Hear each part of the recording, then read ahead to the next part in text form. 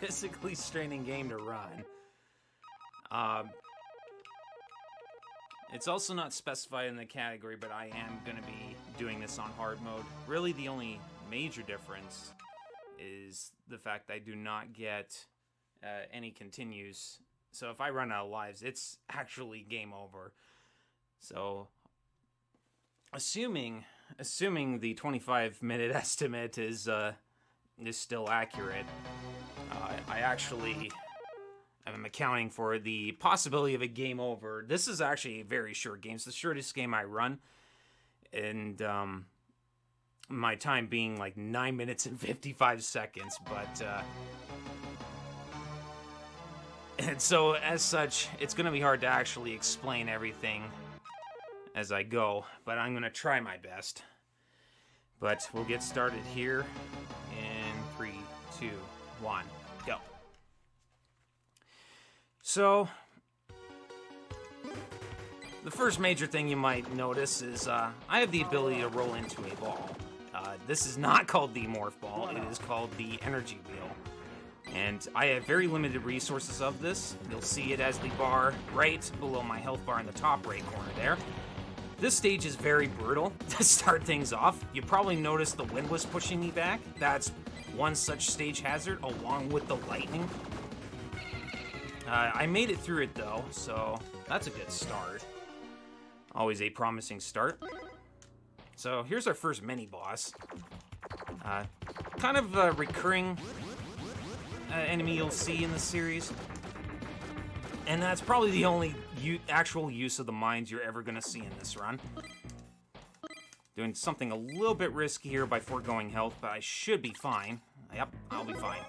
Alright, so here's my first shield.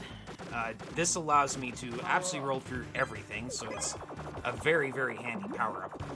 You can also roll through enemies if you abuse some iframes, which I should hopefully do successfully at the very end of this level. That bomb there is very critical, and because since the camera is actually doing weird stuff to me there. Alright, 1-3. This is where you're going to start seeing some real special things, many of which were found by Jorf. That platform there was a little bit of a skip. Alright, let's see if we can do this. Alright, and we climb up this wall here. And yes, that is the required mashing to get up the wall that fast. So that's also something that's been established by Jorf. Both of him and I have been kind of working on advancing the tech. Okay. That trick, though, you're going to see throughout the run at varying points. Some worlds more prominent than others. Not so much this world, though. It just skips a small little falling rock section, saves it for about 10-15 seconds. And that lava section is probably one of the worst spots in the game. Very nice, got a quick kill. So that's the thing with the red multiple. You can actually mash the fire button and quick kill him before he even gets the chance to bounce off the ground even once. And that's World 1. Now, World 2 is very broken. That was a nice damage boost to get past that second flamethrower guy. I'm gonna take this part, I'm gonna take this part just a little bit safe. Yeah, it's a good thing I did. So you can see there's a missile there. Get rid of that thing there. And then climb up the wall there. That level was awful before that was found. As for this level, this was probably the most recent break in the run. Also found by Jorf. There is a magic pixel here. Can we get it? No, we didn't. Okay, so you can actually get up on that one platform there, but we did not get the magic pixel. So, unfortunately, this run is dead now, but that's fine. We should totally be just fine, as long as we do not die later on in the run. Too many times, I mean. This is also a very broken level, as you're about to see. There's some very precise jumps you have to do in this level, legit. But instead, we're just gonna climb up the wall there really, really fast. The mashing that's actually required in this game To even begin describing the mashing in this game, I'm actually trying to mash this single B button on this Super Nintendo controller with 2 thumbs. And I'm trying to establish a very fast rhythm of button presses. And sometimes it's not always going to be quick if I miss any of those presses. Also, you can't climb up to the boss room here, otherwise you will permanently soft lock. So you have to finish the end of that stage properly. I still finishing this stage at 369. That's actually really, really good. But as you can see here, I am setting up a double kill so I can replenish my lines and begin stacking them for the final boss of the game. And that is the entirety of mid and late game. Now, World 3. This world is a doozy. You can probably already tell all this snow and ice, bad times to be had. I did not get a shield there, which is kind of unfortunate, but we'll make do with that. It's just a little bit, a few seconds lost. I'm gonna try to take some damage boost, bounce over that mammoth there. That was actually very clean. This is a very scary world, but this level here is not as bad.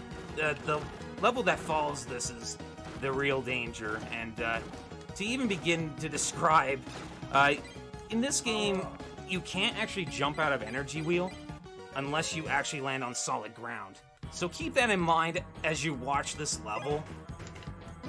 You see, you got these platforms that disappear into the water, and I'm about to do something very risky here. Very nice.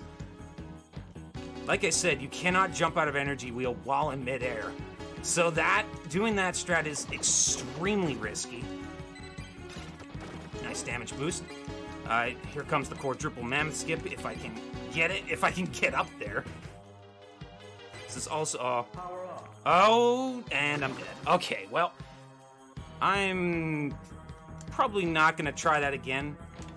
So I'm down to 2 lives here. Okay, maybe I will. Nope, we are not doing it again.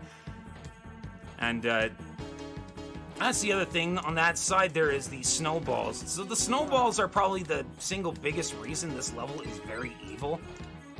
Like, you could be standing on a different platform, and if a snowball comes from right above you, they will drag you right underneath that platform you were standing on. It's pretty rough stuff. But we're gonna make it out of this level in one piece, so that's fine. Now this level's got some wind physics, but we're just gonna climb up this tree, grab a line to kind of make up for the fact we just died in the previous level. And that's the end of world number 3. There is no boss to this one. So, Alien World. This is the last world in the game. And like World 2, it's very broken. I got a shield here, which is very fortunate luck. Pop a bomb there to get rid of those guys. And now we're just gonna kind of go into this wall here. Very nice. I probably should have grabbed that bomb, but whatever. Hindsight's 20/20. I want to try and establish a gold split at least here. That was a very, very clean 4-1 and a very nice gold split. Not enough to save the run, mind you, but, So, now we have the auto-scroller. This is yet another level that can kill me.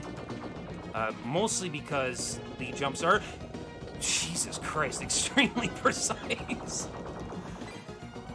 So, but at this point in the game, there's very little things that could really end my run at this point.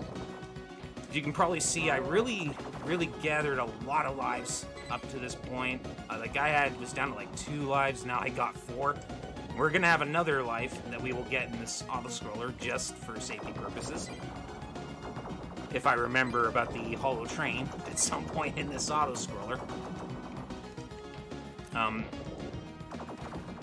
But this auto-scroll is mostly difficult just because there is, at the very end of it, there is some very, very precise jumps. And I probably should mention this now, but there is a ceiling in this game. You cannot jump any higher than the very top of the screen. If your head touches the top of the screen, that is as high as you're going to jump. So you have to be pretty careful with how you jump in this game.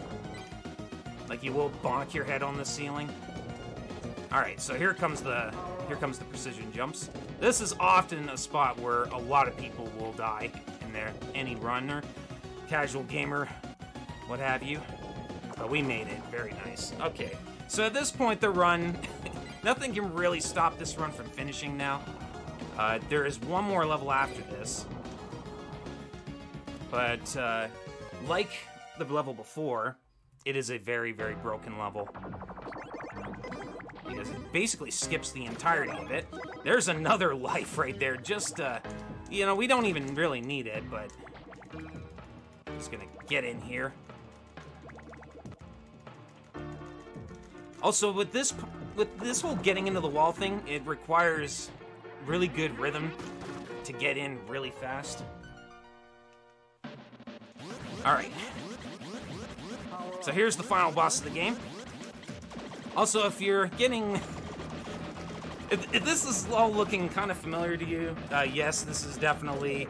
very much looks like something straight out of the Alien movies.